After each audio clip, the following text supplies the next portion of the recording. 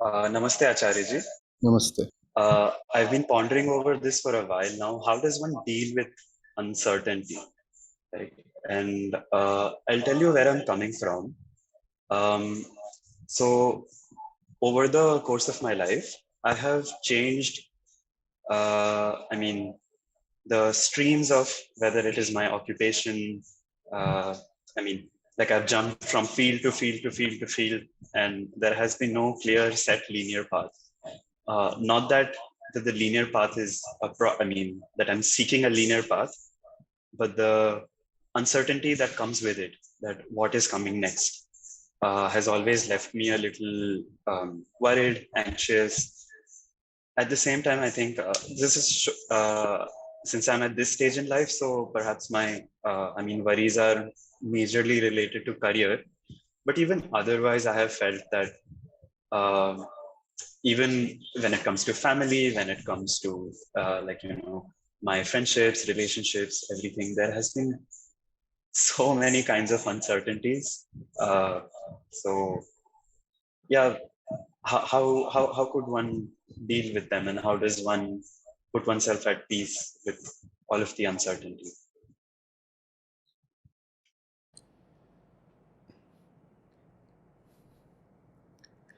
See, the problem is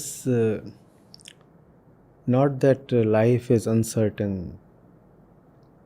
What makes us suffer is that we try to look for certainty where it just cannot exist. Hmm? And that's a very unrealistic expectation, is it not? The world around is a flowing mass, it's a flux. They have said it's a stream of time where every nanosecond everything is changing.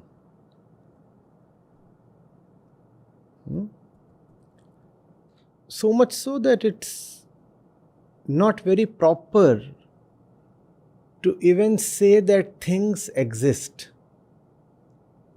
Because for a thing to exist, it must have stability, continuity, unchangeability, even for half a second. Well, nothing remains the same even for a split second, even for the millionth portion of a second.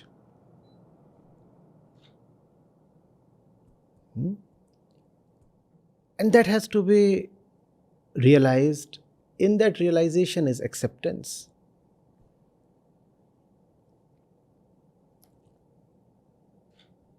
Then the question is, why do we want the uncertain to be certain? Why do we want the changing to become unchangeable? Why does the human being try so much for security? That is because we are, by our internal constitution, designed to love security. The mind needs a point of no change. And it's a very genuine, the most fundamental need of the mind, to come to something that really is and won't change, that exists for good, that is not merely an apparition, something that has truthfulness. We all want that. If we do not get that, then we feel deceived, right? It's a word of apparitions in which things appear but they are not. And therefore, when you trust a thing, you find your trust betrayed. And that hurts, does it not? You leaned on something, and that thing changed. You started trusting something, and then that thing was no more. You made something or somebody a part of your life, your existence, your identity, and that person walked away. It hurts, does it not? And that's a situation common to all human beings. We all want good things to last, don't we? Once you get something that you like, love, desire, whatever, you want it to stay. And you want it to stay not only in this lifetime, you also say, if there are other lifetimes, I want it to be with me, even then, even there.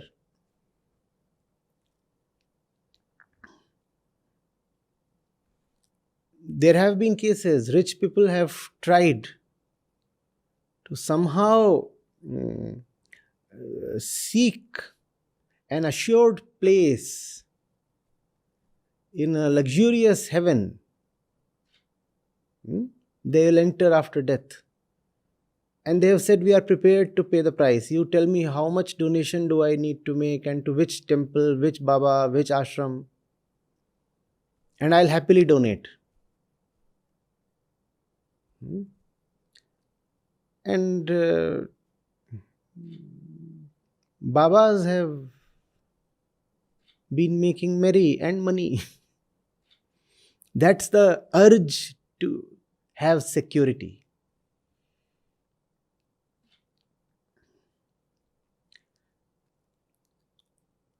Why can't we give the mind what it wants? It wants security. It wants something that does not change. Can't there be something in life that truly does not change? Why do you want to depend on a piece of cloth or a moment in time? They will change, will they not? And that would be another episode of hurt in our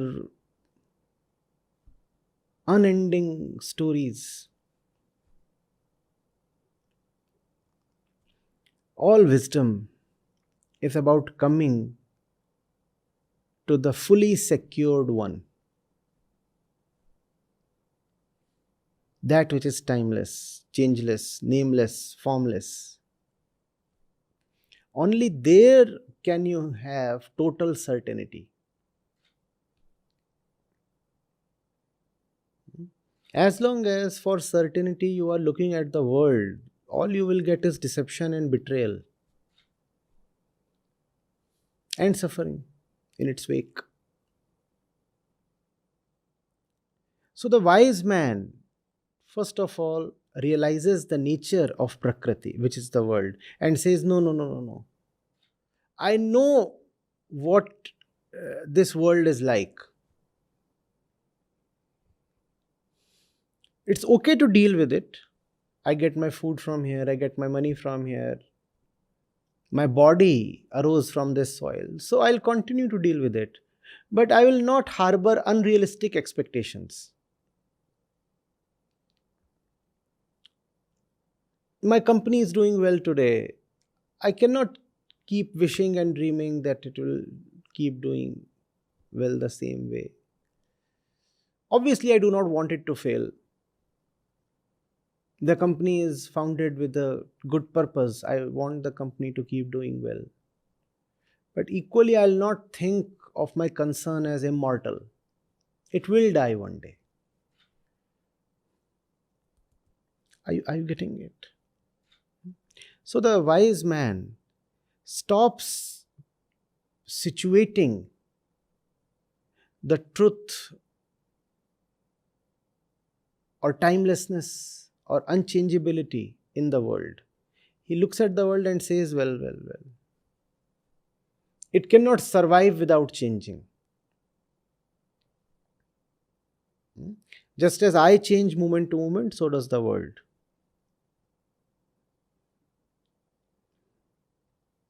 And having lost the tendency to depend on the world for certainty, you become then very deeply rooted within. You no more have the need to lean on the world to fulfill your security needs. It's a strange thing that happens when you are no more dependent on the world for security. You become very secure within. And then uncertainties become your joy. Because now you know that you are so anchored, so safe, so secure, so immortal within, that the changing situations outside cannot really affect you. So that total security within allows you to become very vulnerable outside. Now you are no more in need of armors all the time. Now you no more dread hurt. Now you say, okay, fine. Let the change come. Let it hit me. Let it wound me. It's okay. You remember that one? I'll be wounded. I won't be hurt. Because now I am very safely ensconced within.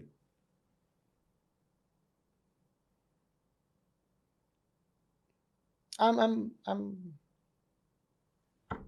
cool. I'm good. I'm inside. I'm me. I'm in the embrace of something that will never desert or deceive me. So the man of wisdom then becomes available to uncertainties. He does not deal with uncertainties. He does not devise a system to manage uncertainty. He says, bring it on. Give me more uncertainties. Show me the complete spectrum of uncertainties. I relish it.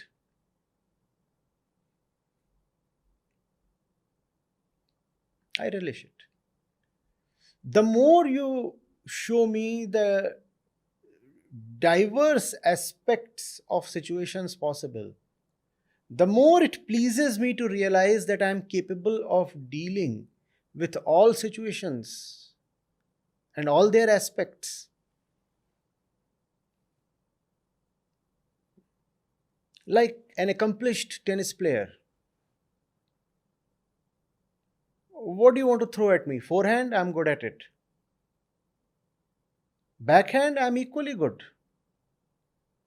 A drop, see how I'll respond. A lob, no, I won't be found wanting. Slice, I'm game. Come on. Top spin, yeah, why not? And think of a rookie, a beginner. All he has, let's say, is the forehand. And he does not know how to handle spin, especially on the backhand. He's all the time afraid of uncertainty. He does not know where the next thing is going to come from and what will happen to him if the opponent decides to test him on his backhand. Think of his trepidation. Continuously he is worrying and wondering, what's happening?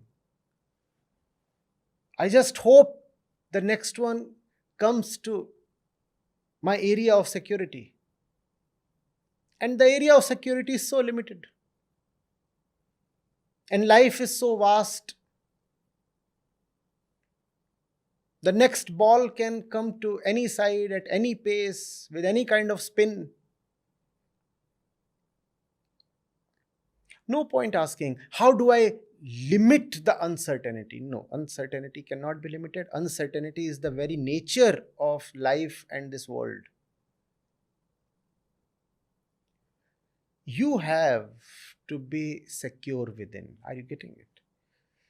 Let life take away whatever it can. Let you be totally robbed.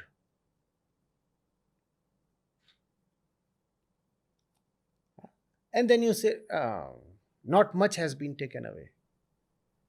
I have been totally robbed. Yes, true. Still not much has been taken away.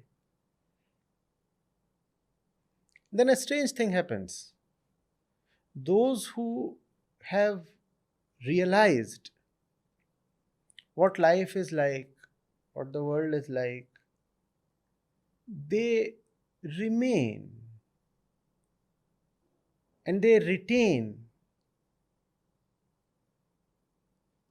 a very special sense of poise, even in the moment of death, even in the face of death, if not the moment of death.